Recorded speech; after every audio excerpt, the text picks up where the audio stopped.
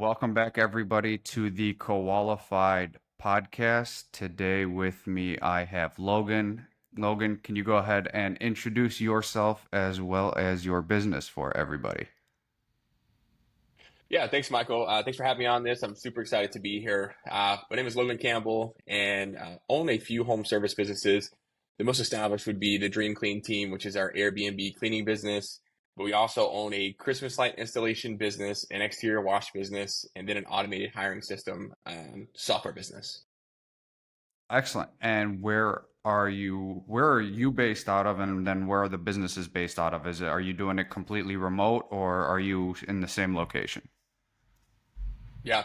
So we're based out of Northwest Florida. So if you know like Destin, Florida, Pensacola, Florida, Panama City Beach, Florida, that's really our whole service area. They are all of our businesses are local, but they're pretty much ran remotely, even though it is geographically close. They're ran remote. Excellent. And is the light installation under the same name, or do you have it as something else?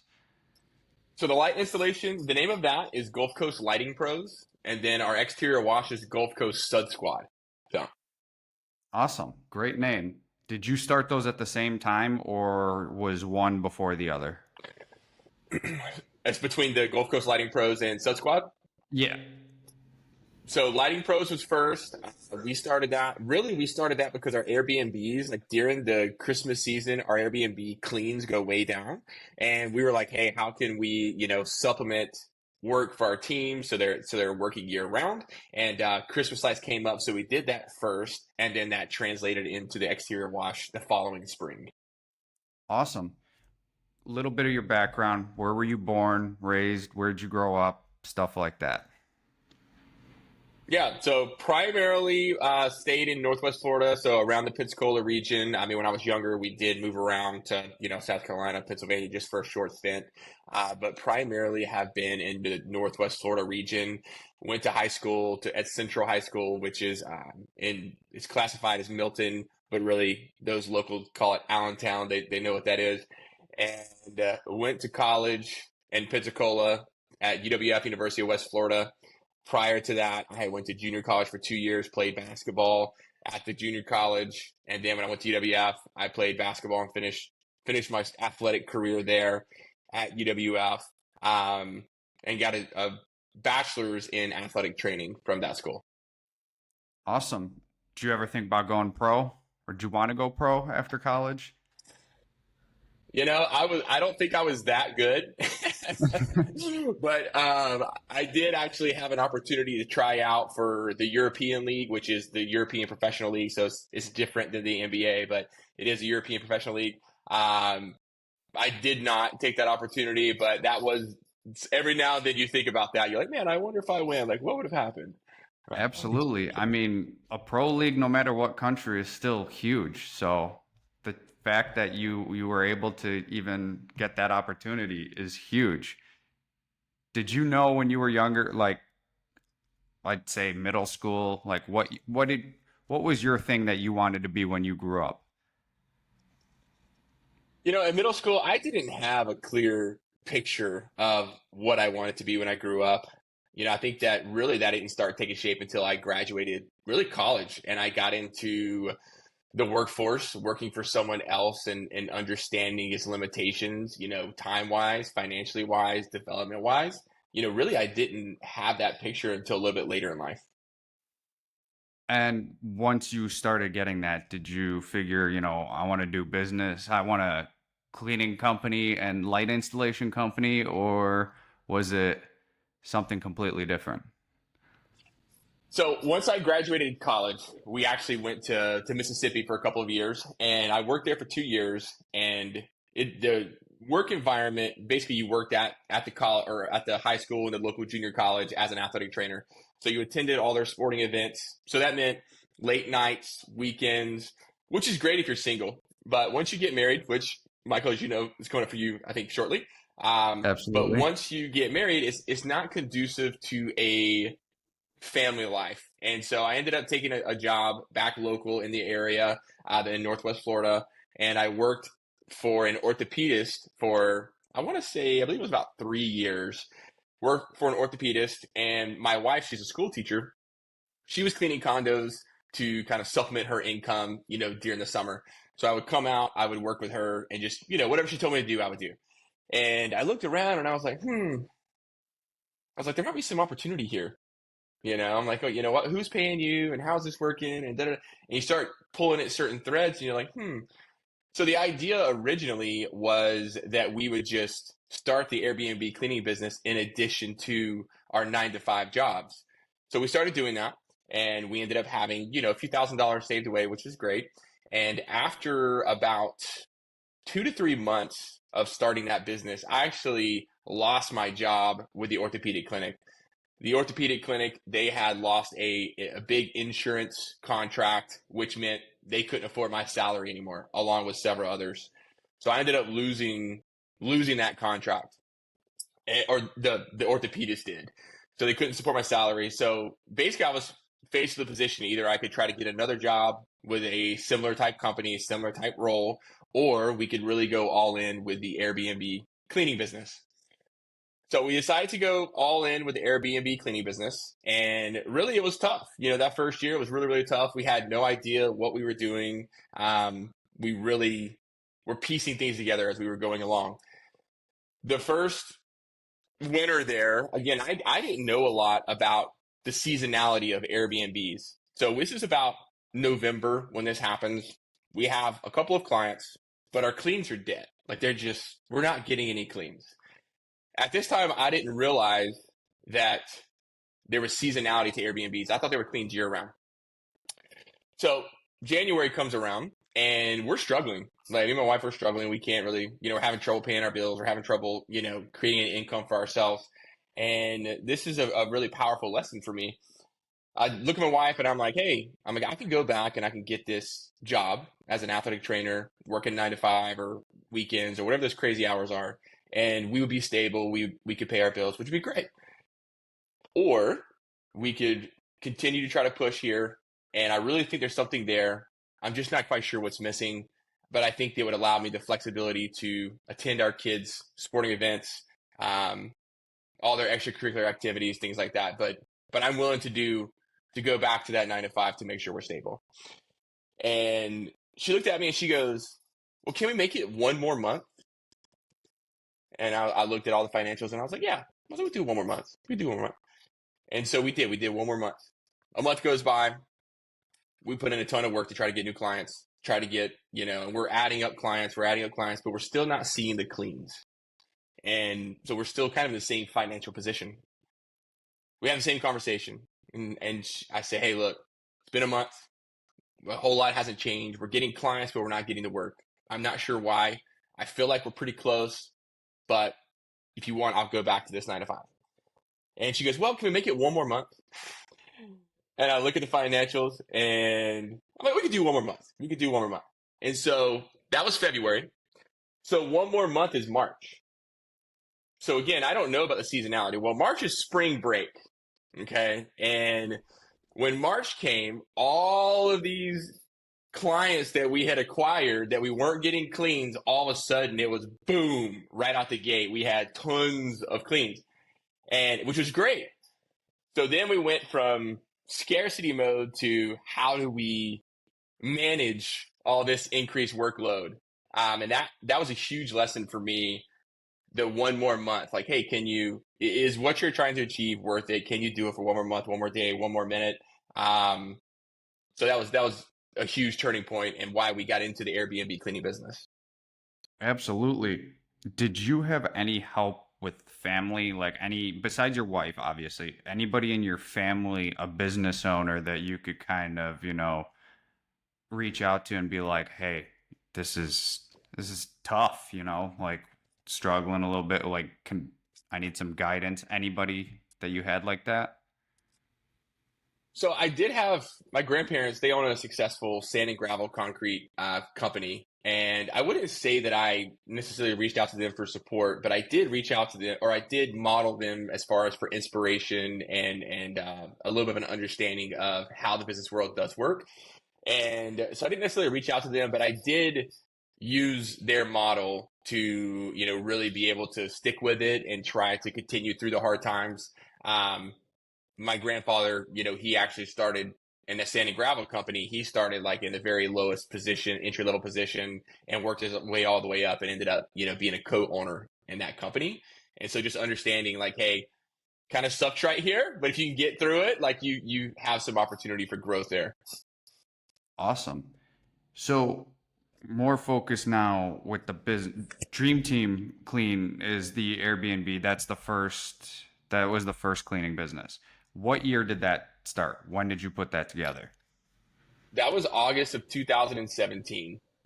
2017. Okay. And then the inspiration just came from, your wife doing the cleans and you kind of bouncing the idea around of, hey, how can we streamline it? How can we make this that much better? Did you kind of go online and search forum, Reddit, YouTube and go off things like that? Or how did you try and figure this out? So at first, it was more just doing the work. Like we were in the trenches, we were doing everything ourselves, and we were doing the cleans, we were doing the inspections. But then in the off time, it was all about consuming. We were in consumption mode, consuming every book on being a leader or running a business, reading every podcast, listening to every podcast, reading every article. So we were doing the work, and then in our off time, we were consuming to try to get us out of the trenches to where we could kind of work on the business and not just in the business. And it took about 2 years to get to a point where we could work on the business and not just in it.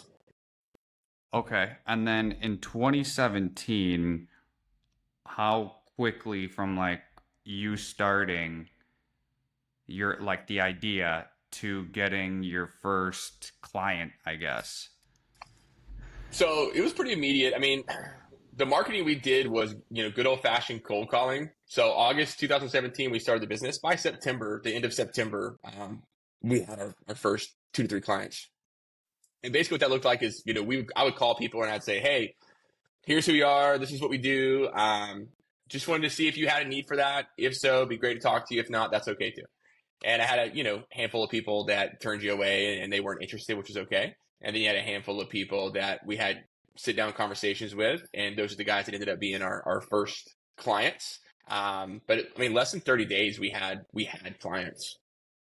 And was your wife your first cleaner?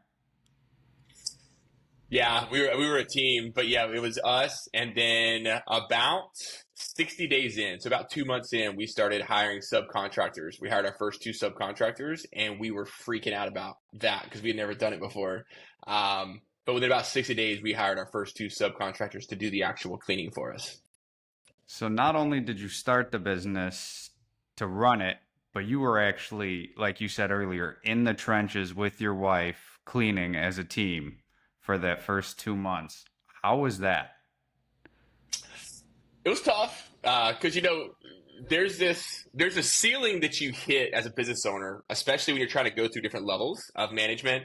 And when you first start out, you're most profitable when you are doing the work. So you're most profitable because you're doing the work. You're not paying someone else to do it. So you're like, hey, look, I have all this money, which is great. So that part was great. But then you reach a certain level and you're like, okay, I'm topped out. Like I can't do any more than this. And I see that if I could get a team to help with this, my ceiling all of a sudden gets raised up a lot higher. Um, so as far as us working together, it worked out really well. We did a really good job working together, but it was something that we just recognized had a pretty low ceiling pretty fast. 7 days a week, or did you have any days I mean, I know there will be slower days like Mondays or Tuesdays, whatever, and weekends busier, but you guys are open even from the start, 7 days a week? Yeah, 7 days a week company. And I would say at first we didn't have a full enough schedule to support 7 days a week. So at first we didn't because it was an addition to our other job that we had, and it was just weekends. But then once I dove in, that was about November after I lost my job and worked full time with the business. That was when it started becoming 7 days a week. And yeah, I mean, even to this day, we have clean 7 days a week. So in the beginning, you had the 9 to 5, as well as trying to start and run the business, as well as being a full-time cleaner at the same. with your wife. That's time management had to have been huge there. I mean, like you said in the beginning, the cleans aren't stacked up so much where you have a lot, but just the fact that you have the 9 to 5 to worry about, and then getting everything set up with the business and making sure the marketing's running, and then now getting in there and doing the cleans is huge. So anybody who starts a cleaning business or any service business like this and actually gets in there and does the work as well as having another job, massive focus and drive needed for that. How much did you invest when you first started? When I first started, it was low budget because, again, my wife, she already had a couple of clients that she had just known that was, through referrals and things like that. And so we piggybacked off of that. And essentially, the only thing I paid for was brochures and postcards. And then I called people, and that was it. Brochures, postcards. I drop them off at property managers if I had, their office, my potential clients' offices. And then if I had meetings, I would leave brochures with them. So less than $1,000. I mean, probably 650 to 700 to start. I mean, it was low budget. Awesome. How for the dream team, how much revenue have you done since you started? All the years combined? Yeah, we'll go with that. And then, or we could start with what are you projected to do this year? And then all the Okay. years combined. So this year we're projected to do 1.9 million. And then last year Wow. we did 1.32. So that would be, I guess, we all together, including this year, we're roughly about 44.5 to 5 total. So I think the first year, our first full year was 2018. And I think I want to say it was roughly like 250 to 300 maybe. Um, and then it was like 2019, 450 to 5, and then like 600. And then we had a big leap to like 900, 1.32, and then this year 1.9. Um, yeah. And So I think altogether it was roughly. that's just the Airbnb. That's not the light and the other cleaning service. Correct. We just got to a point about a year and a half ago that we opened up those two services because fortunately we're at a place where the Airbnb business is able to run and let us focus on another service. And this again, anybody listening, strictly Airbnbs. You're not doing anything else So for the only Dream thing we Team. are doing, we have a small service. I will say about 2.5 years ago, um, we added a residential cleaning service to that, and we do about 100,000 of that 1.9 is residential. So it's a very small piece. About 5% is residential that we added on. Okay. Wow. Awesome. I mean, that's fantastic. You guys are absolutely killing it. And how big would you say the I guess square mileage of what you cover for the Airbnb is? How many towns or counties? So it's two counties, and basically, so I have Navarre, Okusa Island, Destin, Miramar, and San Jose. So it's five basically small-ish cities, and well, we don't have any like major, huge, city that we serve. It's mainly like five like smaller cities, and it's roughly 60 to 80 miles total if you did a from end to end. Population wise, what would you say combined? Mm, that's tough. I mean, 100,000. It's not a ton. Like the biggest one I believe is I really don't know off the top of my head, but I would say 100,000 because I think the biggest one is like 27,000, I believe. Um, yeah. That's you. You're doing numbers that residential cleaning services in major cities like New York and Chicago, Houston, LA are doing. And that's just off of a very small population. So you guys are absolutely just destroying it over there with how you're doing everything. Keep up, keep it up because that's absolutely fantastic. I know Florida, huge market for Airbnbs. Obviously, you have the term snowbirds, Midwesterners who love to come for that 6 month span where I mean, I'm from Chicago, so I know it's coming soon. Then Sorry. the negative 20 and the 2 feet of snow, I know why people run.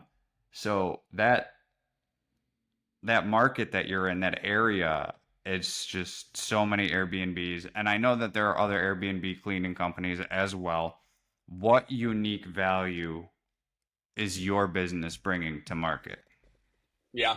So I think number one, with any cleaning business, whether really any home service business, doesn't have to be cleaning. It could be car detailing, pressure washing, whatever it is. A lot of times, service business we have a tendency, and I do the same thing. I used to do the same thing to commoditize ourselves as a service. So if you tell me, hey, what do you do? I'm a cleaner, or I'm a painter, or I'm a roofer. Well, all of a sudden, you just commoditize yourself with all the other roofers and cleaners and painters and pressure washers and detailers in the area. But instead, we try to productize our business. We try to like sell it as a product.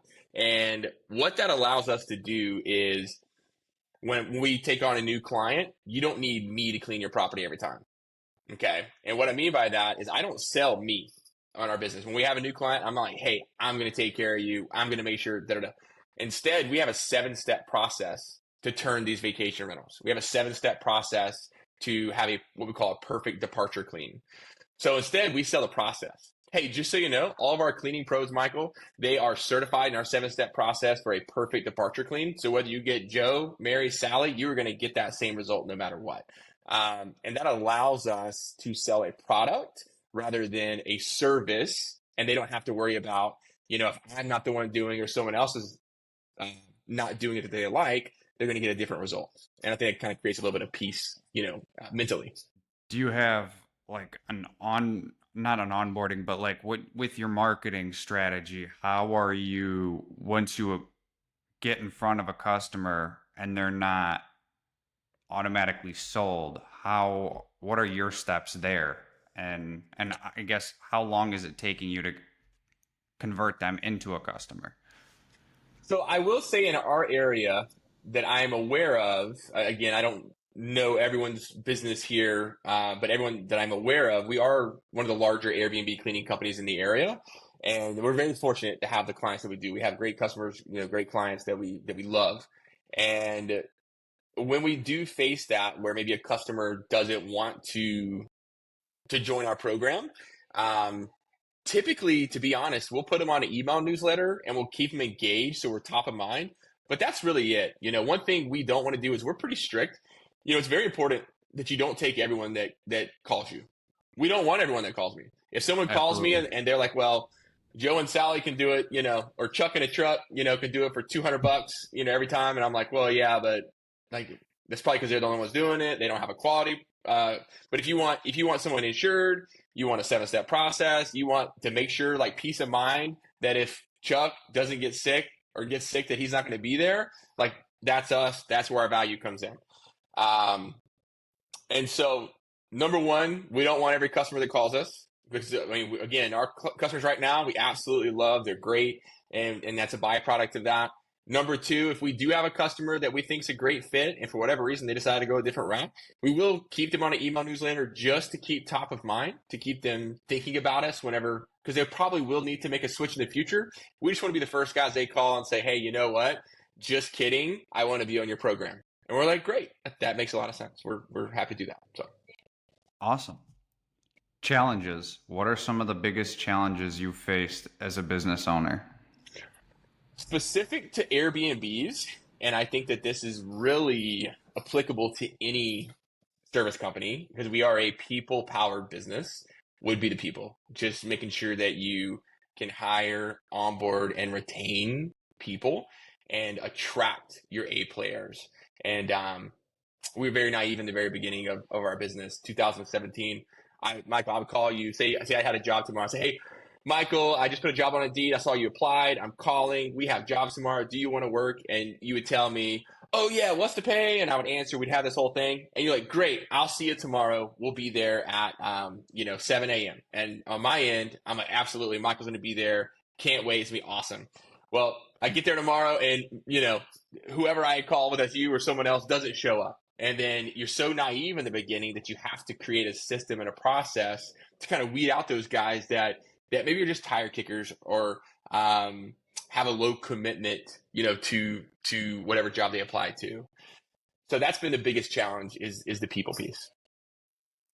Hiring is, I mean, everybody says it. Hiring and getting customers is the two biggest challenges in this business. It's always nonstop. You always got to be hiring and you always got to be marketing because you don't want to be too short with workers and have too many jobs where you're losing customers and vice versa. So absolutely could see why you say that for sure.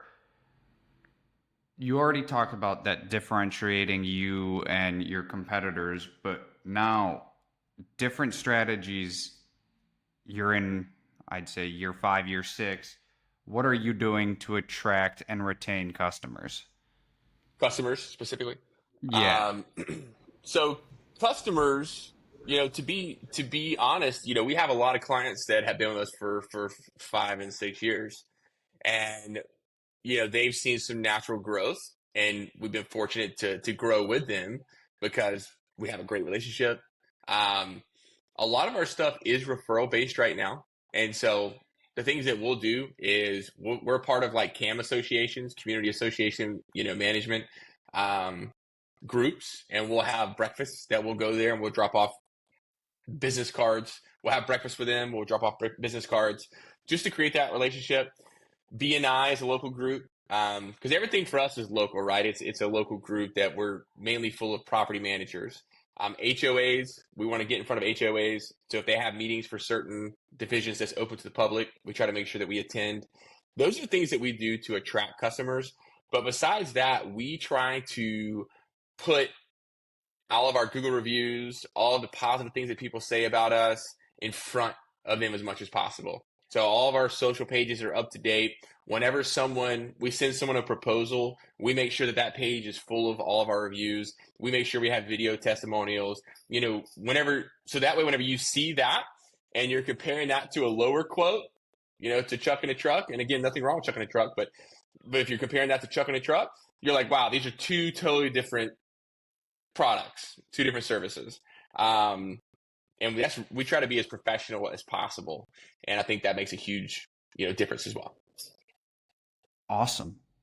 Well, with that now, marketing. Are you running paid ads? Are you doing SEO? What are your biggest things for marketing?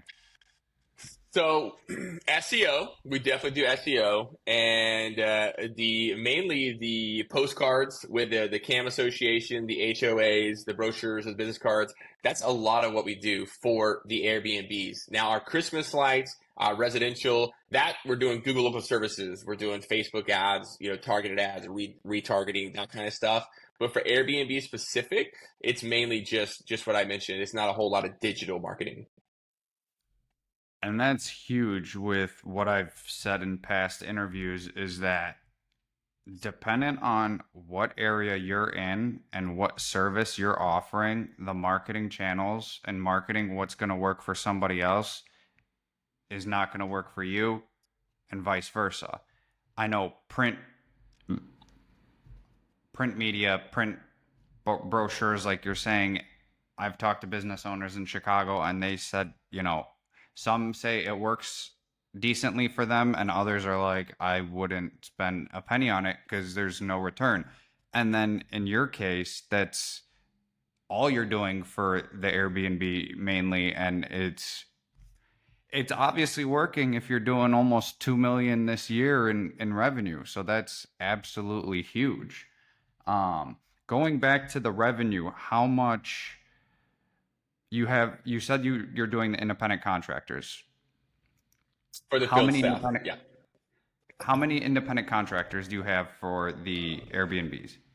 So this is where the seasonality of the Airbnb comes into play, and why hiring is an additional challenge. I would say almost the next level. So Airbnbs during the summer, say we have 400 cleans in a week. 200 of them may fall on a Saturday, just one day a week, and the other 200 may be spread out the other 6 days. So for that Saturday, we may need 100, cleaning pros to clean as a subcontractor. And on our peak season, like this past season, we never hit 100 cleaning pros, but it's between 50 and 80. So it depends. If we're like super peak season, we got tons of cleans, we're closer to that 80 mark. But if we have we're either a shoulder season or we're slower, we're closer to the 50 mark as far as cleaning pros go. And those are the guys that just turn these properties for us. That's a lot. That's huge. And It's again, crazy. it's the nature of that business specific with Airbnbs because you don't have that regular schedule where with a residential cleaning service, it's all right, you're gonna come every other Monday or every other Wednesday and clean. You could have somebody come stay in an Airbnb for 2 days and they need to clean in 2 days. And then now that same house is going to get rented for 2 weeks and you're not going to see it for 2 weeks. So huge, huge workarounds that you got to do with that and a lot of time and effort for that. Out of the 1.9 that you're projected to make this year, what is your profit? Our profit, Airbnbs, it's not as profitable as residential, which is why residential is so, it's appealing. So we're at about, I think last time I checked, we were like 12%, which is about 8 below where we want to be because we'd love to be at that 20% mark. But we're like 12% net. What would you what's I guess explain the reasoning why it's at the 10 to 20% mark. Yeah, so I mean, it's one of the reasons that it's not as profitable and it requires so much gross revenue to actually make it worth it is because of all the extra things that do go into an Airbnb cleaning that you don't necessarily have to do with your residentials. So, for example, one thing for our customers that we provide is what's called starter supplies. So, if you go into an Airbnb, a lot of times you have rolls of toilet paper, you'll have soaps, and you'll have shampoos, and you'll have laundry pods and dish pods, all of that. We provide that as a part of the cost that we charge the customer. So that's an expense that a lot of times you're not going to have in a residential setting. We also have a commercial laundry facility. So in the back here is our commercial laundry facility where we have three commercial 65-pound washers, three commercial 75-pound dryers, and then we process all that laundry. So you have the cost of an additional cost of utilities. You have to have facility staff to run it, and then you actually have to pay off the machines, of course. So that's another cost that we have to incur that you wouldn't necessarily have to do on the residential side. Those are two of your biggest costs that we have that it makes it not as profitable as like a residential service. So in total, we're like everybody who works for Dream Team in peak season, you're well over 100? For 100K for a month? No, in for employees. Oh, Because now you say you have this the laundry you said you need workers for that. You get the yeah. peak season, you're closer to the 80 mark. Um, Office staff to run this, you're well over 100. How much office staff do you have? Do you have any VAs or is it all in-house? I've got 5 VAs, one office manager, and then we have a couple of field leads, and then we have 10 to 12 facility staff. So I would say altogether we're close. We're right around the 100 mark peak season if you add them in. So far, you are the biggest company that I have talked to in terms of workforce and what you're doing. It's crazy for the area that you're in and the size population. Just that correlation is a little mind blowing. So that's awesome. Industry trends, developments. How do you stay on top of those things? I am staying engaged, honestly. So trends and developments, I think that so one of the reasons our populations are so low in our area is because in the cities that we're in, majority of the homes are Airbnbs. So people don't necessarily live there, right? It's like mainly like you have a bunch of condos, you have a bunch of townhouses, and you have a bunch of homes that are strictly Airbnbs. So that's why the opportunity for like residential is a little bit tougher, because you don't have as many people that are staying here year round. As far as industry trends, staying engaged with the guys that maybe are serving other industries that, are noticing trends. So if you look at home services as a whole, like your exterior wash, your window washing, the demand has went down this year. So post COVID, it was through the roof. I mean, if you couldn't sell post COVID, like you just need to go ahead and get out and do something else. But the demand has actually went down since then, and it is harder. So then for me, by staying engaged in other service businesses, I try to pay a little closer attention to our trends. Hey, are we noticing the same thing? Do we have less vacationers with the economy tightening up? We have, because we're kind of a luxury service. We're not a necessity. So how is that going to be? How is that going to play a part in our revenue and the work that we have to produce? And I would say staying engaged, not just your specific niche, but also other similar industries that maybe are not necessary or required, like a cleaning business, exterior wash, those kind of things. For sure. I mean, just kind of looking at what's going on in the world and and taking that into account can definitely give you a immediate outlook as well as a little bit of a long-term outlook to show you what's going to happen either going up or going down. So staying with that is big too. 100%. Yeah, yeah. I mean, having a thumb and a pulse for that definitely can influence, maybe decisions, maybe bigger decisions. I mean, I think you always need to take some sort of action, because I'm a big believer either you're growing or you're dying. It's one of the two. But maybe that action is a little more hyper focused than it would be previously. And also at the same time, don't overthink what you're looking at. Because if you start Correct. doing that, you're going to start straying away from the business and start potentially making irrational decisions where it shouldn't be. And you could shoot yourself in the foot that way too. 100%. Yep. Financial management with peak season, not peak season, and that's a huge part too. You have like waves of busy and slow. How are you going about that financial management planning throughout the year? That's the toughest piece. So there's a study out that I was reading a while back, and cash flow is the biggest killer of small businesses, like cash flow mismanagement, right?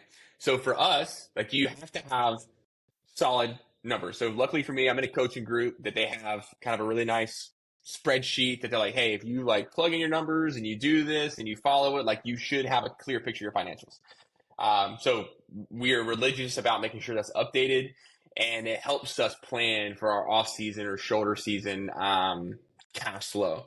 So for us, I'm like, hey, I know December, January, February, those are my three slowest months. I found that out the hard way in my first year and didn't have any, cash flow. And essentially, what we've kind of found our break even point. So for us, we're like, hey, here's our break even point over each month for the next 3 months, and you try to make sure that you have at least that stored up in your bank account, and that way, anything that comes in during that season is really just maintaining your other expenses, but you have that cash flow, that break even point, stored in the bank, so you don't have those squeezes in the off season. That's huge. I feel like a lot of people don't necessarily get that in the beginning. They got to go through a I don't want to call it a downfall, but a hurt period like you experienced where you debated going back to your 9 to 5 just so this could keep going. You kind of have to almost, if you don't know it in the beginning from a coach or a mentor, then you have to experience it for yourself. And I feel business owners, once they get financially stable and set, sometimes they forget that part and they want to spend on marketing so they could get as many clients in and turn that money into more money back, which is fantastic. That's obviously the goal of any business, but you got to have some reserve. You got to make sure that you keep some of it so that, God forbid, another COVID happens or anything else like that. You can still keep your business afloat with those reserves. And I would say too, I mean, you got to know your season, right? So, I mean, for me, I know that, you got to know your business, the season in your business. Those 3 months for me are tough, but guess what? Our Christmas light business, that's the best months. And then the other 9 months are the slow season. So, I mean, like you said, you have to understand also your business and understand even interior residential cleaning services have lower seasons compared to, or lower months compared to other months. So just understanding that and being prepared. And that's something that, we're still trying to work on as well. I mean, we're not perfect with that too, but it's something that we recognize is important that we have to tighten up, to see the longevity, to have a long-term successful business. Absolutely.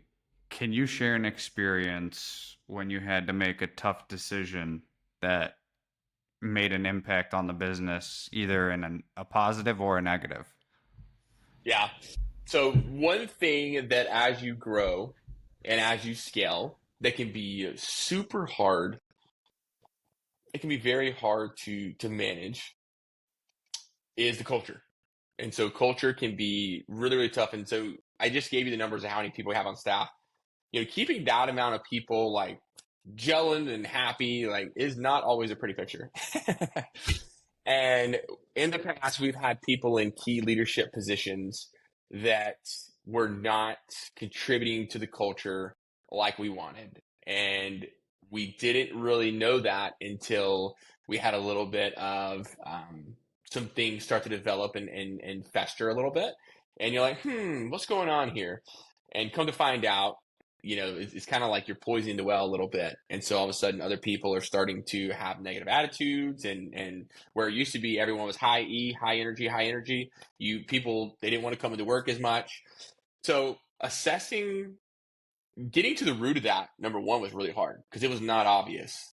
So getting to the root of that was really hard, and making a decision to let that person go was very difficult. And so that was the hardest part that we've done.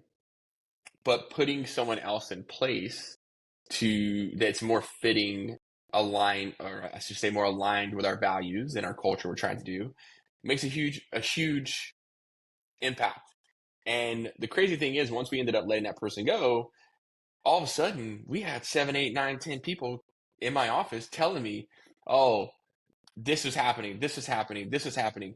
But beforehand, they would not tell me that because this person was responsible for their schedule and the income that they were earning. And it's just crazy when you remove that. All of a sudden, you're like, "Wow, I wish I'd have known this 6 months ago. We could have avoided this." And that's probably one of the hardest things I've done from just a leadership standpoint and a business decision standpoint.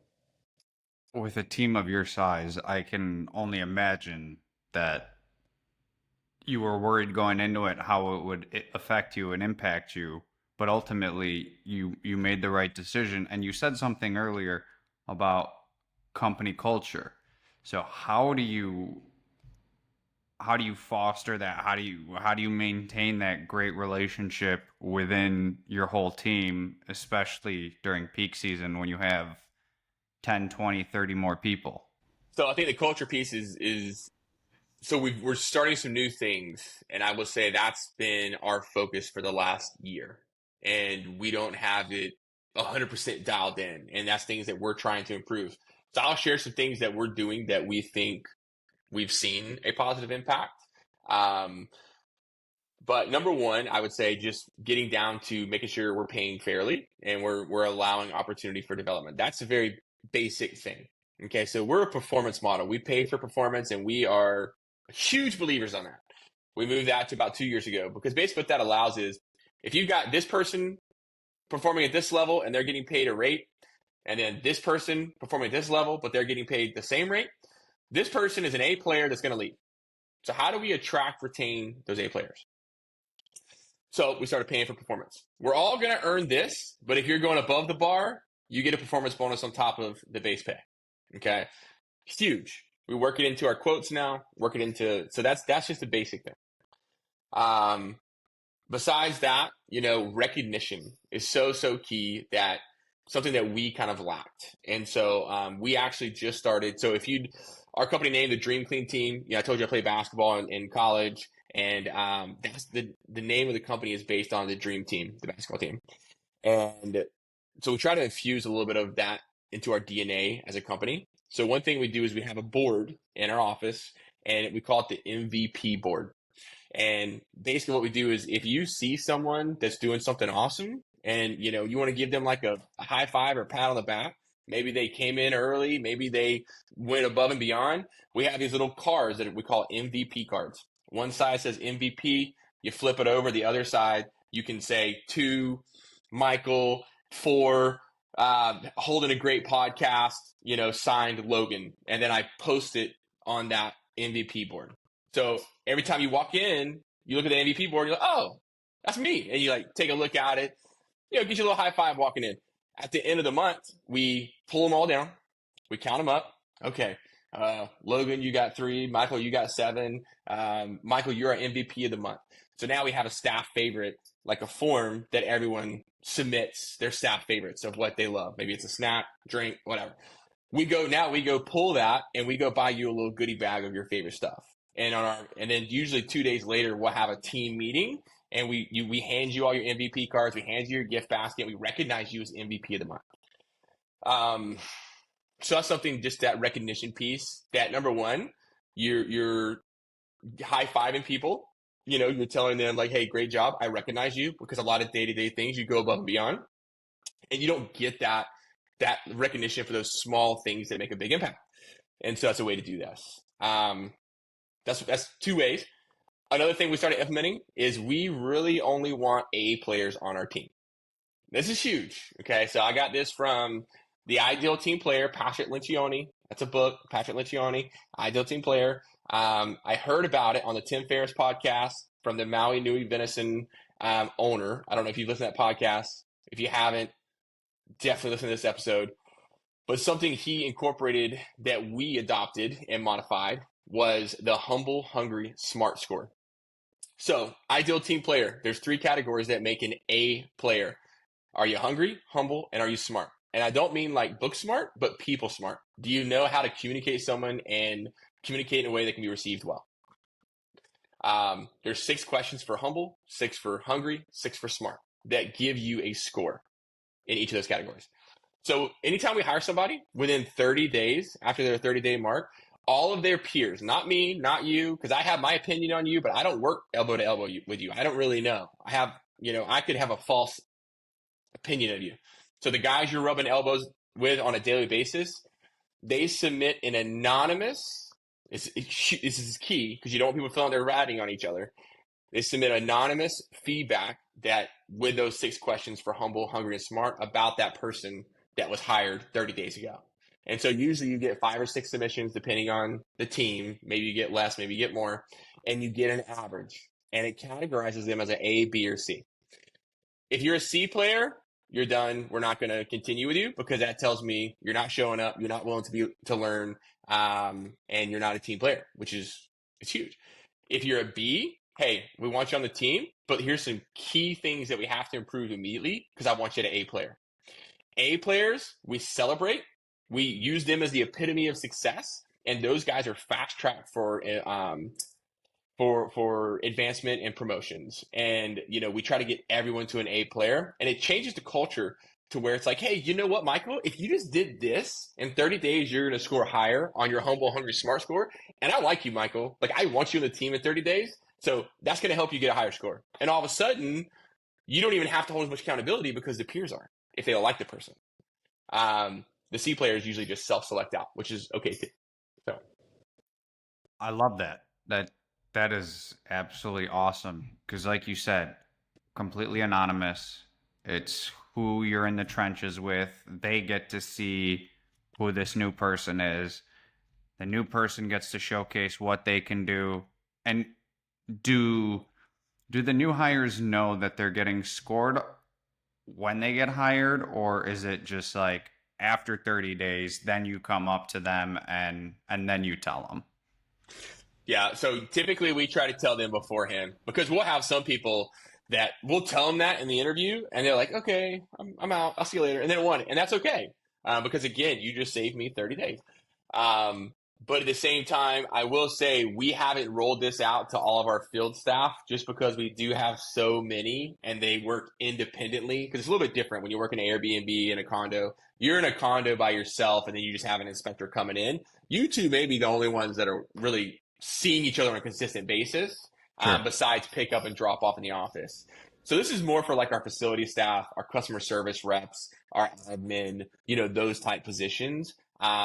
If you have a smaller team or if you have like W-2s that maybe you work in groups or you have team events, where everybody can get together, it would make sense. But we actually haven't found a way to roll this out to all of our field staff yet. So Once you do, I'd be super interested in hearing how that goes because this is fantastic, and you gave me a new podcast episode to listen to, so I will definitely be checking that out for sure and learning more on that.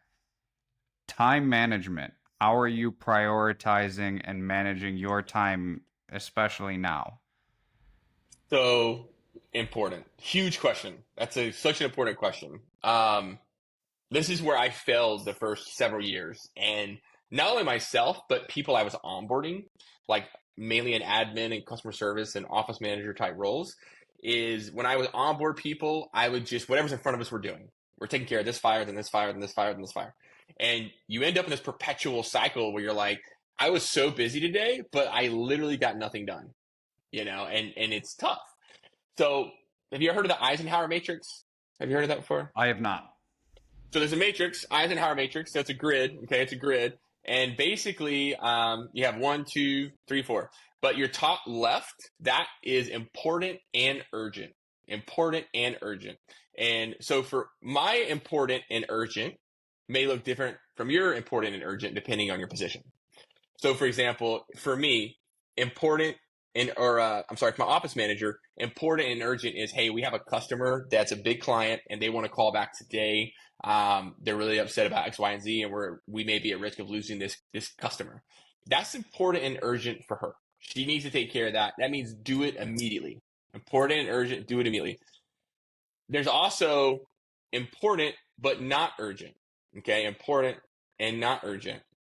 So that's whenever, basically, again, with a client, maybe they want to talk to me. Well, guess what? I've got people in place that you can talk to immediately, but I'm not readily available right now. So if you want to talk, it's important to me, but it may have to be next week or, it may have to be Friday, whatever that is. So then I'll schedule that in. And then you have not important and urgent. So not important and urgent. So what is not important, but that's urgent? Again, it looks different, and this is where it can get a little bit squirrely because it depends on your role, what your responsibilities are. But what is important, not important, but urgent? Maybe that's, someone needs you to fill out a form, and again, it's important to them and we want to make sure we're doing it, but at the same time, it's not, it's urgent for them, but it's not necessarily important for the function of the business. Maybe that's a form they need filled out, whatever that is. So we're going to do it, but we're going to make sure we schedule time to do it. And I'm not stopping in the middle of my day to do this exact thing. And then you have not important, not urgent. We delete those tasks. We don't do them. So maybe that's something we typically would do for whatever reason. We just don't do them. So that's how we prioritize things. We have, depending on your position, we give you examples of what fits in each category. And then if you have new tasks that come in, we try to help you prioritize that. My first 90 days when I onboard somebody in a key position, I don't care about your outcome. I don't care if you sold every job you quoted. I care about the process. Okay. So the process is, this is how you quote, this is how you send it, this is how you follow up. Can you do that? Yes? Perfect. Okay. And so understanding how to categorize those processes as a priority, that's all I care about. So after 90 days, if you can prioritize correctly those processes, and then you can execute those processes correctly, after 90 days, then we'll start talking about outcomes. Okay, now how do we increase our close rate? all those kind of things. Um, but the Eisenhower matrix is a big way that we use that, a big tool that we use. And are are you checking, or I guess not checking, but is it a daily thing that they're adding to? Is it weekly? How Yeah. how So are good the question. staff utilizing that? So number one, whenever every position that we have that's a key role, we have what's called deliverables and accountabilities. So deliverables, that's just, hey, here's the outcome in your role that I expect. Your accountabilities are, here are the common tasks that I expect to help that would meet the whatever deliverable that you're attached to. Um, so number one, we take those accountabilities and we do go ahead and help them before they ever come in. We're like, hey, these are common things that you're going to be dealing with. Here's how we prioritize that. Their first 30 days, I make their block calendar. I go in and their Google Calendar, I make their calendar for them every single day. I make slush time in there, which is slush time is just, hey, you got all these tasks today, but I blocked out 2 hours of slush time. So whatever comes up, schedule it for that 2 hours. If it's not a part of your day already, that's your dedicated time to get that done. Maybe that's a task that all of a sudden came up that we didn't see come up, then now you can get done. Or maybe I just want you to poke around on our website a little bit and kind of understand our business more, or the CRM. That's the time to do that. At the end of the day, we have a recap. I want you to, and they write in the notes of their calendar, hey, I was able to follow my schedule to a T today. No problem. Awesome. Or sometimes they're like, got off track with this, have to reschedule to Saturday because of X, Y, and Z. And then we have a meeting once a week. We call it a GSR. It's a goal setting review meeting, where all we talk about is their schedule at that time. And then later it's about goals. But at first it's all about time priority management. Hey, I just read through, Michael, I just read through last week's schedule. It looks like every day you like nailed it, but Thursday you struggle because of X, Y, and Z. Why do you think that is? And then I want you to tell me. Okay, cool. Well, here's some things you could do next time that may help that. And then maybe that's a resource, maybe that's a mindset, or maybe we got a role play, whatever that is. But we have that dedicated time to review and audit your time from the previous week to make sure that you are on track with your priority and task management. Excellent. I mean, this method for sure seems like it keeps everybody focused, engaged, prioritized, obviously, and it gives you the chance to help them where they struggle and help them see their struggles in a different way versus just calling them into the office and being like, you did this wrong or that wrong, and just fix it that way. It's let's break it down time by time, section by section, and you'll see yourself where your strengths are and where you're kind of got a little bit of weakness, and let's bump it up and improve that. So definitely huge thing that I feel like a lot of businesses, if not most, should implement that and kind of steal away from this interview and implement them themselves, because I'm sure you saw a huge success once you added that in. Yeah, I mean it's not perfect, right? I mean there's times where we get off track, or maybe we don't have a clear answer for you, but it helps you where you don't just let a whole week go by and you're frustrated with that person, where you're like, man, like this whole week, what did they do? Because I feel like that was a conversation I used to have. Is I thought, man, why didn't this get done, or why didn't this get done? But if you have that intentional conversation of, number one, I look throughout the week, I go back and look at the notes, and I'm like, oh, okay, well that makes more sense. Or I'm like, you know what? I don't have a resource around that. I actually need to make an SOP, or I need to make a help article, or whatever that resource is. I need them to have a one-to-one meeting with my scheduler. That's my fault. I, had an oversight. Um, that really helps. It really helps, systemize your business as well, because you can identify the problem and then create a resource or a process around it to, hopefully not have the same problem in the future. Absolutely. A little bit more towards metrics now. What KPIs, what metrics are you tracking to measure your success? Obviously, profit and revenue is the two biggest ones there, but what else are you looking at? So we have KPIs for all of our leadership. All of our departments have KPIs. And one of the biggest ones is just our performance in the field. And so what we have is we have what's called a reclean and deficiency rating. It's a percentage. So that's a reclean or deficiency. It's not just when a customer calls me and says, "Hey, you guys suck," but it's also like, did we not report something that we should have reported? Did we let stained bedding leave the facility when we shouldn't have?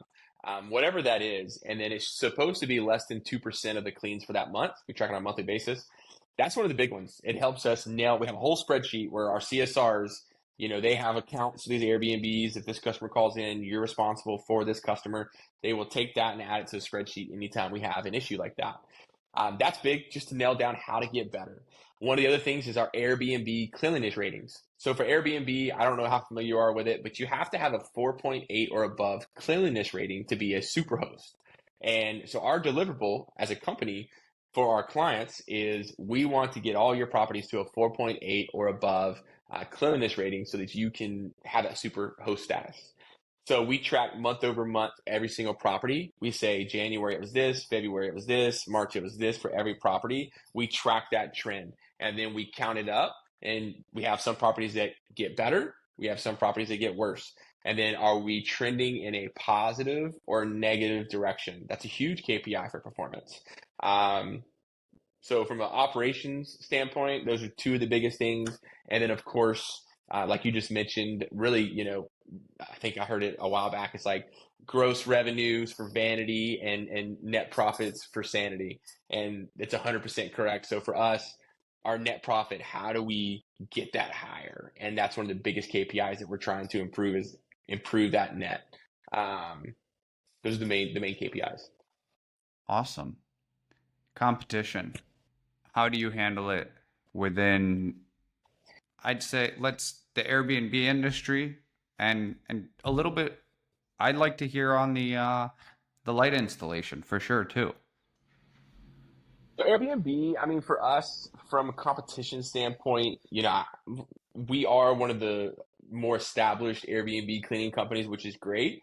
But, we have a growth mindset. So if maybe I have 200 jobs on a Saturday, but I don't have enough people to cover 10 of my jobs, I'm going to call a local company and say, "Hey, you got any guys that need some work?" And I'm happy to take a little bit of a loss that weekend, even if I don't make money. If I break even, it's a win. But if I lose money, it's okay. If I know that I'm taking action to grow my team, to meet the demand, to meet the production. And it's nice to be able to call those guys and say, "Hey, they know I'm gonna take care of you. You know the process.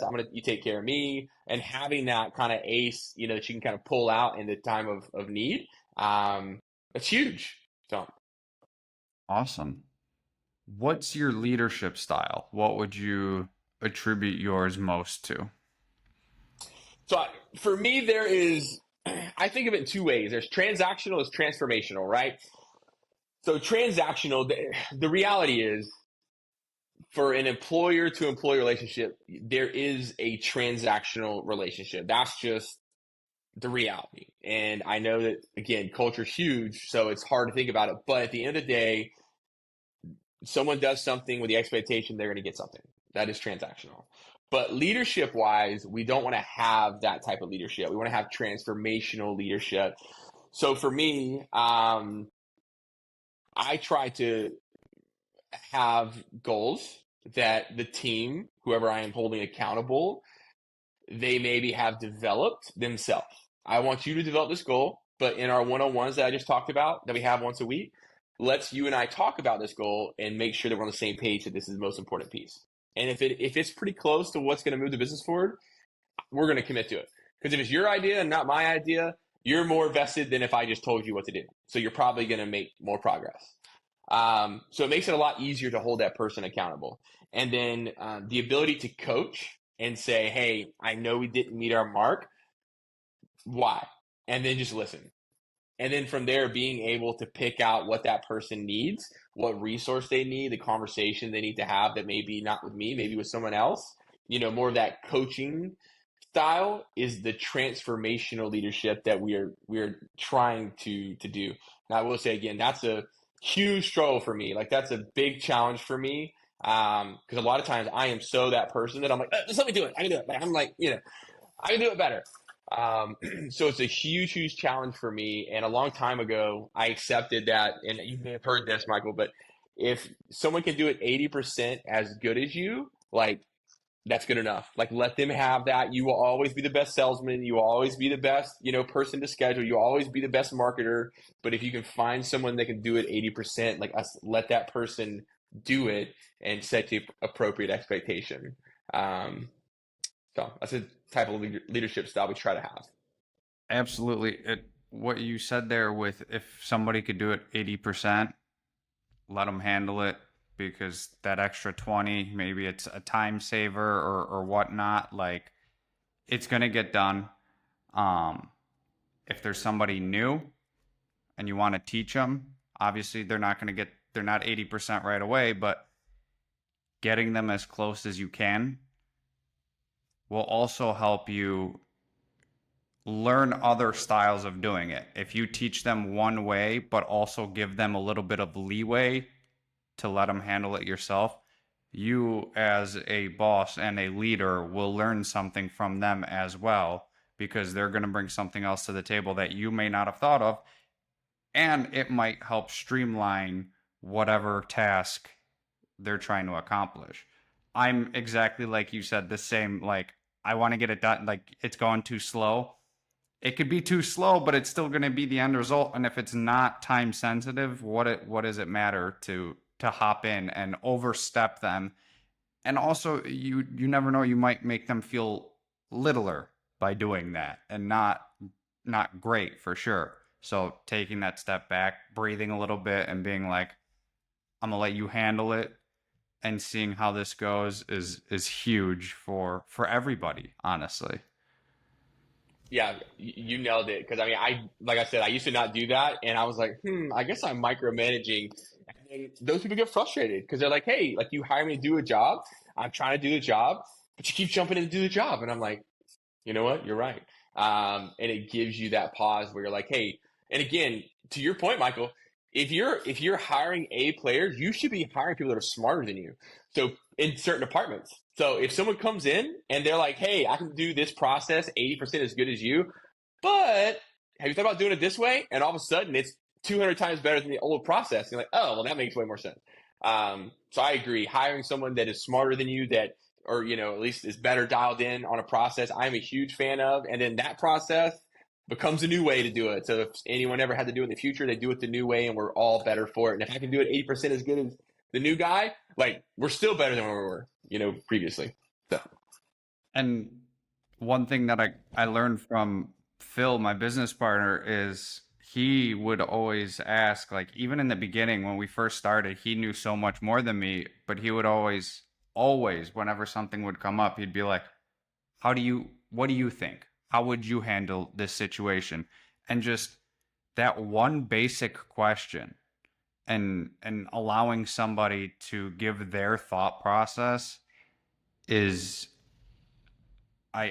you can't put it into words to show how big of leadership that takes and accountability for your team being like, okay, I trust you. I want to see your input because I might not think it the same way. And you could hear them out if they're wrong, being like, okay, I hear you. How about we try it this way? Or if it's like you said, a way better thing that's 200% better, you're like, I didn't think of it that way. Let's go with what you said and we'll try it out and see how it goes. absolutely. I think you nailed it, Michael.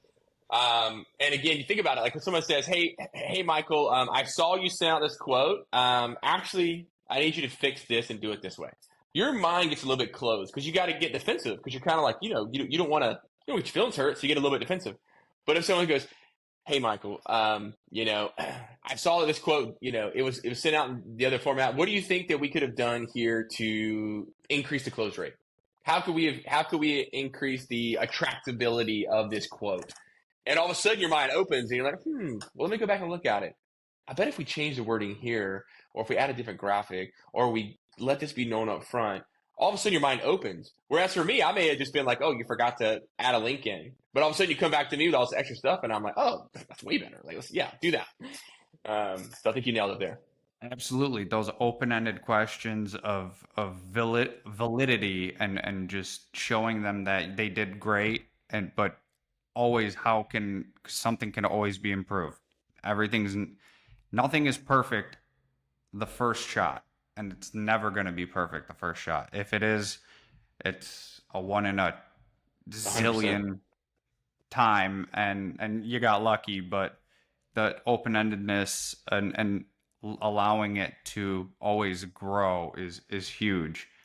With how big you have just Dream Clean team and the other two companies, work-life balance. How do you maintain a healthy work-life balance? Yeah. So that's the toughest piece. And we are very fortunate now that we have a lot of strong leadership in all of our departments. So we have a lot of strong leadership that allows us the ability to set aside these one-to-ones once a week and have the information and have the action items to run the business effectively and understand the health of the business. So that allows us, when we're not doing the one-on-ones, for me to focus on working on the business instead of just in the business. So didn't happen overnight. I mean, tons of SOPs, tons of help articles. Just anytime we do something, just recording yourself doing it and handing it off to a VA, finding those types of things, who can do what, and then assigning them that task. So work-life balance. I'm very fortunate that I coach my kids baseball. Tuesdays and Thursdays from starting at like 3 o'clock till 6:30. Saturdays and Sundays, we have tournaments almost every single weekend, and I still have the ability to take my kids to school and go to all school events. So I'm very fortunate. Was not always that way, but I am very fortunate now to have that flexibility. And ultimately, the one more month that I talked about at the beginning of the podcast, that was the vision that we had, that we wanted to go one more month, is to be able to have the flexibility to be a part of the kid's life. Because before this, I was working 67 hours a week, 60 to 70 hours a week. I didn't go to my kids' events. I couldn't go to their school stuff. I couldn't pick them up and drop them off. Um, so work-life balance is much better now than where it used to be, but there's levels. And that's the hardest part as a business owner, is because you reach a certain revenue, or you reach a certain employee number, and you come down to a choice. You're like, am I comfortable at this level of revenue with how many hours I'm working in the week? Or do I try to make that extra hire for a key leadership position? Or for me, do I try to make a purchase of a laundry facility because they can help me maximize my revenue to this number? But just understand, for the first 6 to 9 months, I'll be working more, but kind of not making any more money. But then if you make that choice and it's successful, every step that you take, you have to make that decision, but it allows you to have more freedom and more freedom. But your profit may go down a little bit, but your growth should be higher. So if you get to that point, it ends up making sense, but you have to be willing to make that risk. You have to be willing to make that jump effectively. So For sure. In the beginning, it's not really existent. There is not a balance. It's all work, no life. But like you said, once you hit a certain milestone or goal where you can step back and start hiring in positions to give you that time back is huge. So that's, if somebody's watching and thinking I can do that balance right off the get-go. There's only one way I see it, is if you have massive amounts of capital in the beginning to hire out in the beginning and hire the right people that know these things, and you don't have to hire and train. That's the only way. But if you're trying to do this with as little money as possible, say goodbye to a balance for at least a year or two, because you either you're got not time or you got money. It's one of exactly. those You one don't, of those two. yeah, for sure. How are you handling setbacks and failures when they come up? That's a great question. Um, yeah, I would say that there's a certain level of setbacks daily. And the biggest thing that you can have is being a goldfish. And what I mean by that is having a short memory. So number one, you gotta identify why it went wrong. So I'm not saying we're not gonna spend time figuring out what went wrong. So number one, we gotta figure out what went wrong, what resource or process is needed to fix it, and then you gotta forget about it, and move on. What can kill people is if you're so focused on that problem. So maybe it's a customer problem. You mentioned getting customers. Man, I need more customers. Like I need more customers. I need more customers. If you're focused on that problem, all your mental energy is on that, and it's not on actually solving the problem. And so it's a mindset thing. You have to be able to put your mindset in a place where you're like, hey, I just spent $1,000 on this print mail, and I got 4 calls. Like, man, I can't market anymore. I can't market anymore because I'm not seeing any results. I'm not seeing results. I'm not seeing results. But the reality is, if you're a residential cleaning company, maybe you hit the wrong neighborhood. Maybe you should be the top 10% of that zip code for income, but instead you hit the bottom 10% or the bottom 50%, or maybe you only hit people that rent and you should be hitting homeowners. So learn from that. Oh, next time I should be hitting this zip code. So whatever that is, learn from it, then be a goldfish. It's over with, done with it, moving forward, take action. I love that. Be a goldfish. Just forget. Like Dory in Finding Nemo. There Short-term you go. memory. If it happens, you know, let it happen. Acknowledge that it happened, but don't let it kill your whole day, week, month, whatever. Yeah, exactly. How are you staying motivated and maintaining your drive to be an entrepreneur? Mm. This is actually a recent question that I have asked myself internally. So this is good timing. But have you read? Oh man, I want to say his last name is Clear, Brian Clear, Atomic Habits. I forget the name of the author there, but there's a book called Atomic Habits. Anyways, he was writing a blog article that like really stuck with me. So I'm very much like I like to set goals and knock them down. Set goals and knock them down. The challenge is when you hit that goal, you got to get like re-hyped up to hit the next goal. You got to get re-motivated to hit the next goal. So the author of Atomic Habits, the article that he wrote was goals are about winning the game. Improving the process is about keeping playing the game. And it stuck with me. And I was like, man, like that is like really good. And so for me, instead of saying, hey, I want 5 million in revenue by 2027 for Airbnbs, instead I changed that. I want a process where I can create predictable revenue that generates up to 5 million on an annual basis for Airbnbs. And all of a sudden that changes the way you approach that. It's not, hey, I just need to get 5 million. It's what's that process look like? And all of a sudden it's improving that process, and it's a different approach. Um, so I would say focus on improvement of the process and using goals as a direction. So like, hey, I want to get here as a direction. Um, is the way to kind of stay motivated and keep playing the game rather than just saying, hey, I made my mill, that was my goal. Like, I'm good. Because I see that, somebody hits a goal and they're like, did it, and they're out. So trying to play to keep playing the game and not to win the game, I would say is one of the shifts I'm trying to make mentally to stay active and engaged. Short-term and long-term goals, not one or the other. You got to have both, whether you have one for weekly, monthly, every 6 months, a year, 2 years, 5 years, 10 years, having several. And then once you hit it, now redo it. You hit your 1 week goal, set another 1 week goal for 1 week out. And then once you hit that 6 month goal, do another one and just keep stacking it and going and going. So the way I approach my goals, or process goals, is I actually reverse engineer it. So I have 5 year goals where I'm like, hey, 5 years, this is what I want. Okay. For me, I have 10 things. I have ten goals that I write down. And some of those are short term, some of those are long term, but it's no more than 5 years typically. So let's say it's a revenue goal. I have a 5 year goal. I want $5 million revenue in Airbnb cleaning.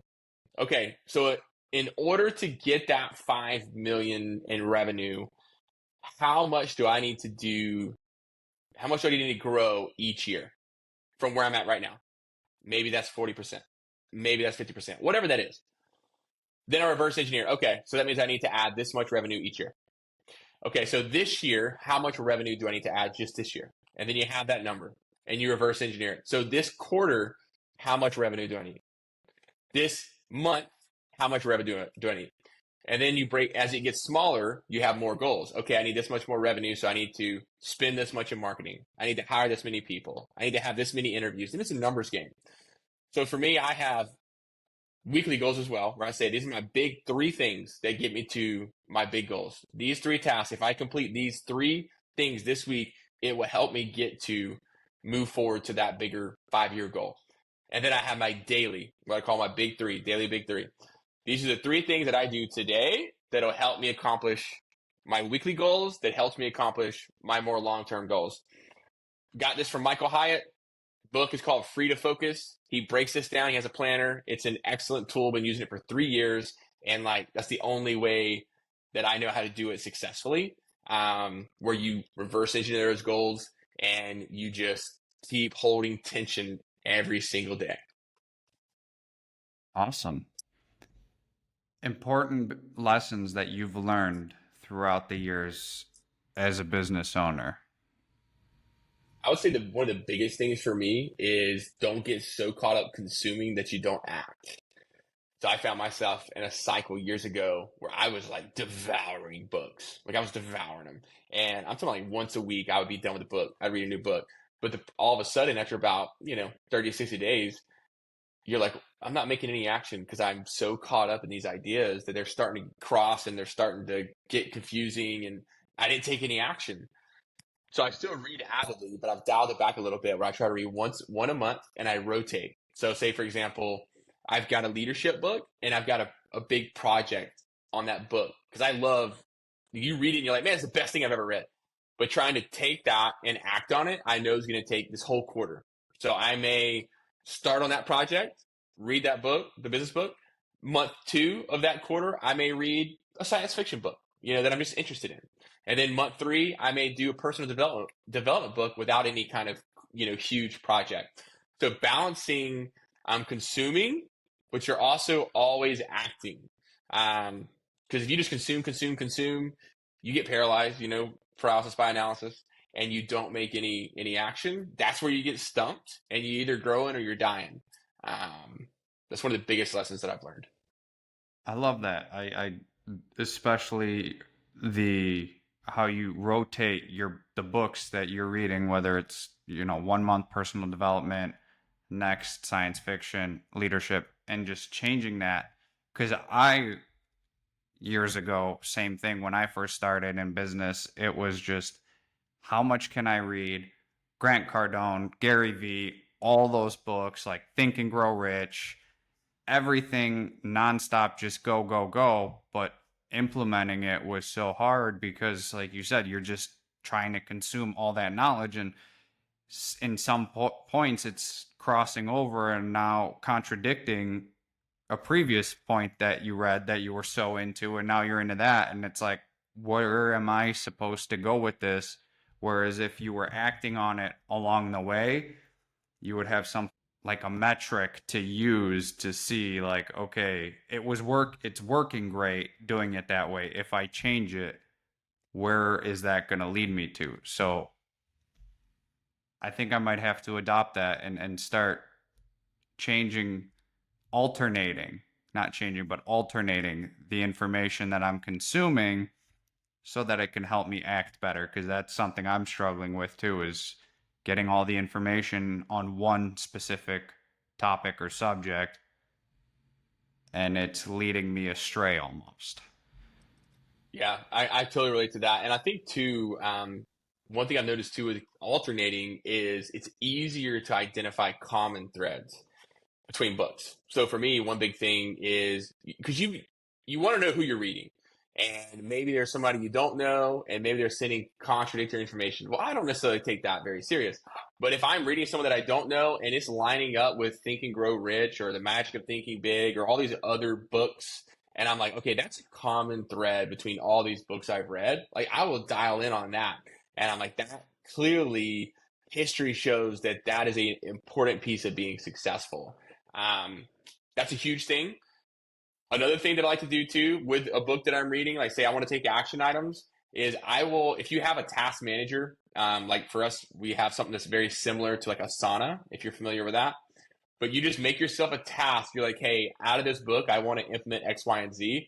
Make yourself a task in the description. Explain it as much as possible.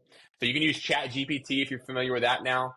You can voice dictate the note, copy and paste that into the task, and it makes it super simple that you don't lose a thought. You can come back to it and pick up your train of thought and act on it, even if it ends up being a month later because you got to do something else before that that's maybe related to the bigger task.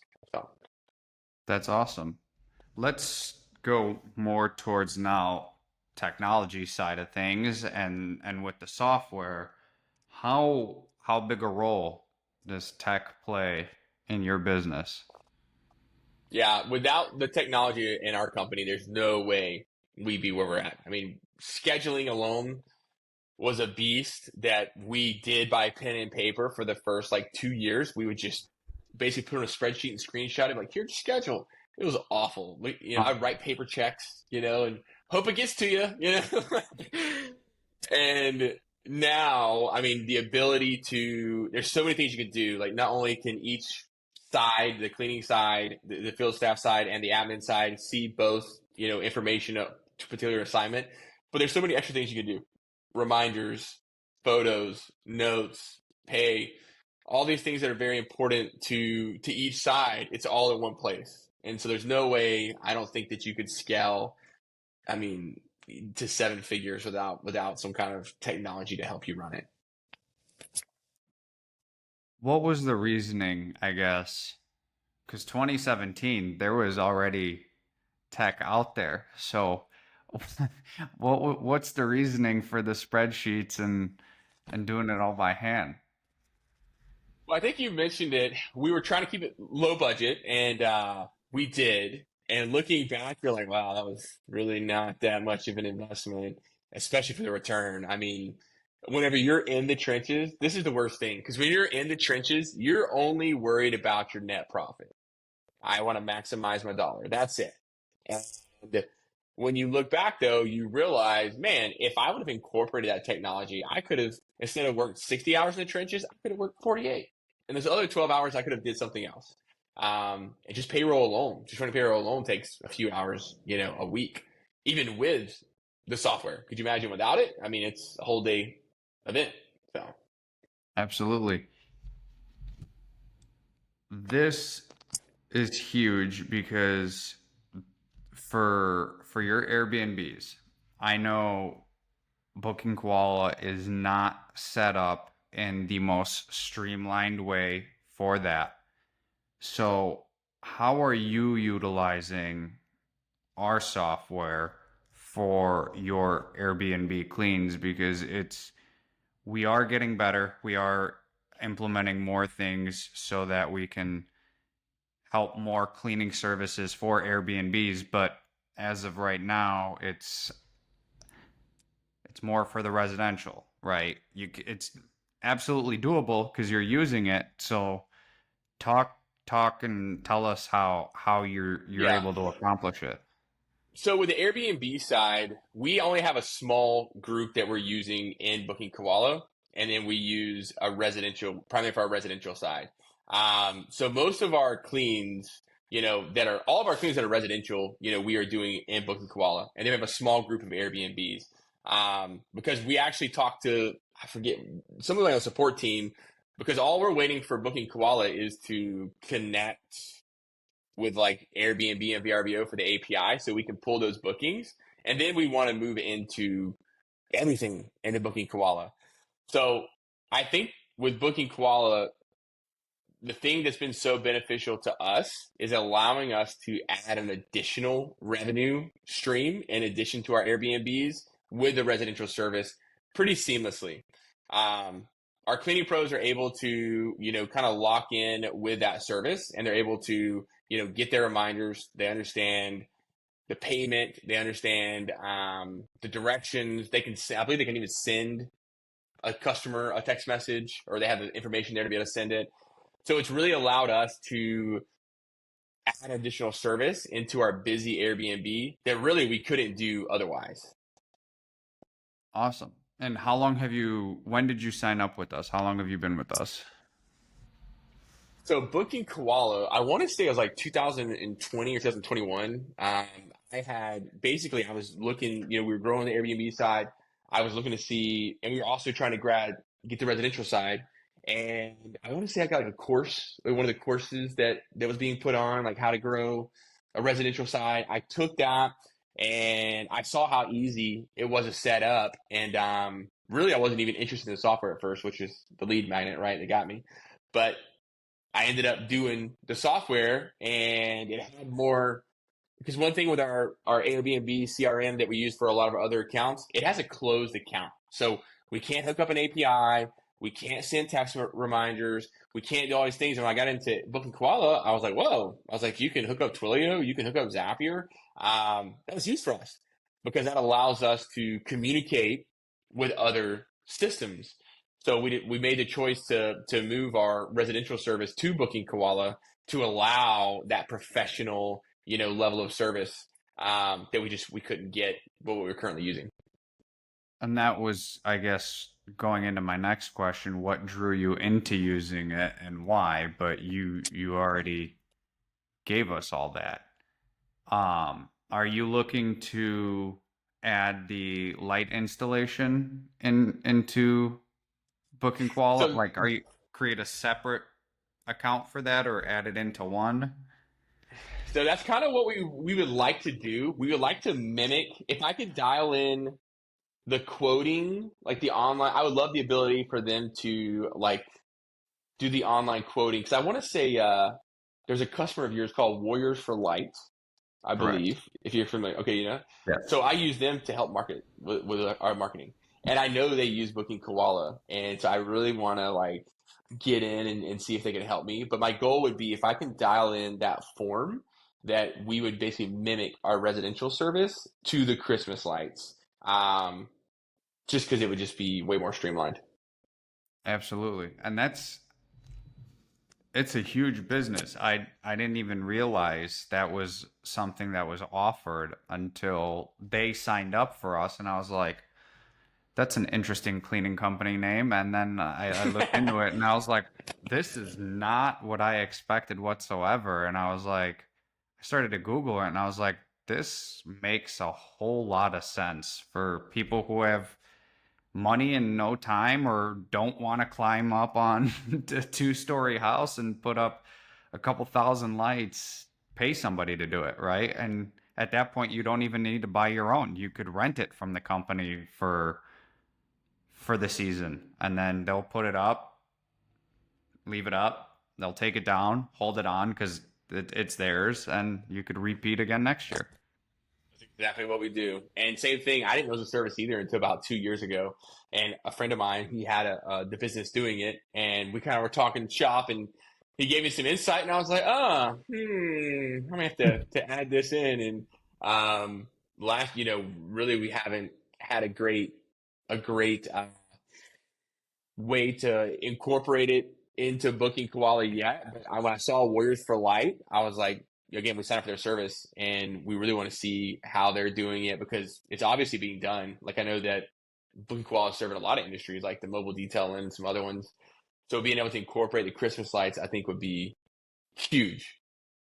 Yeah, I mean, we're trying to become the one stop for all service-based businesses. We know it's cleaning is the biggest, but we do have the mobile detailing. We do have the Christmas lights. I mean, you could be a tutor, you could be basically anything that books an appointment, a nail salon, and you can run it from the software, and you don't necessarily you can have your own shop, physical location, and run it, and you can do it from home. So that's we're trying to expand as much into every industry as possible and give everybody the features that they want and need.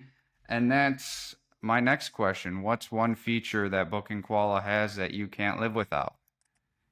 Um, I would say the ability to there's really two things: the ability to talk to other softwares and customize, what's in there. Because our website currently is running on Booking Koala. Like we have our website on Booking Koala, And so being able to customize all that, customize the forms is huge. I would love to see them have that API integration or the iCal integration with your booking platforms so we could move all of our Airbnb accounts in there.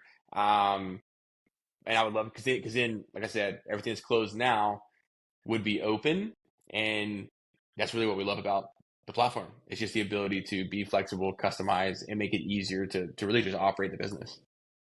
So those apps and integrations that we have, QuickBooks, Twilio, all Zapier, like Zapier, you said, all those, we are always looking to expand. I know we've been asked um, to get another like Twilio because there's just other ones that people would like to use more of. I know there's more payment processors that people want. Um, Airbnb connectivity, Verbo connectivity. I know those are huge, and we have been looking at it, and I know we're working on implementing that, so it will be done for sure. I guess that takes out my nenext question, the feature that we don't have that you want, but it's going to be that's pretty that much it. Yeah, I would Airbnb. say the API, the integration with APIs for like Airbnb and VRBO, really those booking platforms. That's the biggest thing. Yeah, I mean that's really the main thing. And final question. If you're talking to yourself back in 2017, or somebody who's going to watch this and they're on the fence or about to get started, what's the number one piece of advice that you would give them? Hmm. The advice I would give is number one, it's not going to be easy. So you have to be prepared to work for it, but it's also worth it if you stick with it. And for me, that was that one more month, right? So if you stick with it one more month, typically it will be worth it. So Awesome. It's definitely not the get rich quick schemes that are all over Facebook ads with Amazon FBA or drop shipping or what have you. It's grinding in the trenches for sure. If you have low capital, you might even sign up and start doing the cleanings by yourself so you can save up money so then you can start hiring. And but yeah, it's definitely grinding it out. That one more month, I think, is going to start being a new slogan for some people to keep going and get their businesses where they need to be for sure. 100%. Yeah. Logan, thank you so much for your time. It was a pleasure hearing your story and everything that you have accomplished in these 5, 6 short years. It's truly inspirational to see what can be done when you just give it one more month and you keep going. So, thank you so much for your time, and we'll be keeping in touch to see what the next few years have in store for you. Yeah. Thanks, Michael. I really appreciate it. And I've had a great time on this podcast. So thanks for having me.